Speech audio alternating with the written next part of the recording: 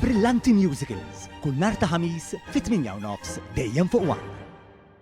B'investiment ta' 600,000 euro ġiet inaugurata flotta ġdida ta' 24 mutur għall-uffiċjali fit-taqsima tat-traffiku tal-Pulizija li ta' kuljum jagħmlu rondi fit-toroq Maltin u jassistu fl-maniġġjar tat-traffiku meta jseħħu aċċidenti jew emerġenzi fit-toroq.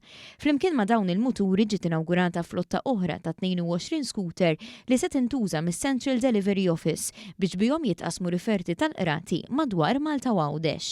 L-Ispettur Nikola Zvella mit-taqsima tat-traffiku qal li dan l-investiment qed ikompli jsaħħaħ lil din it-taqsima biex tiżdied is-sigurtà fit-toroq Maltin u Għawċin.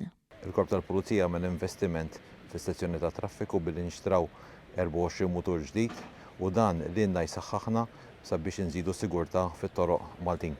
Il-Kummissarju tal-Pulizija Angelo Gaffa qal li dan l-investiment huwa parti mill-ħidma li għaddejja fil-korp biex jissaħħaħ l-ambjent tax-xogħol tal-ħaddiema. Nuħu l-opportunità biex nirringrazzja l-ewwel fuq kollox lill-membri tagħna li xemxu xita iterqu fit-toroq Maltin u Għawċin, però nirringrazzja wkoll il-poplu Malti u Għawċi tal-kooperazzjoni li jagħtina fil-qagħda ta' dmirijietna.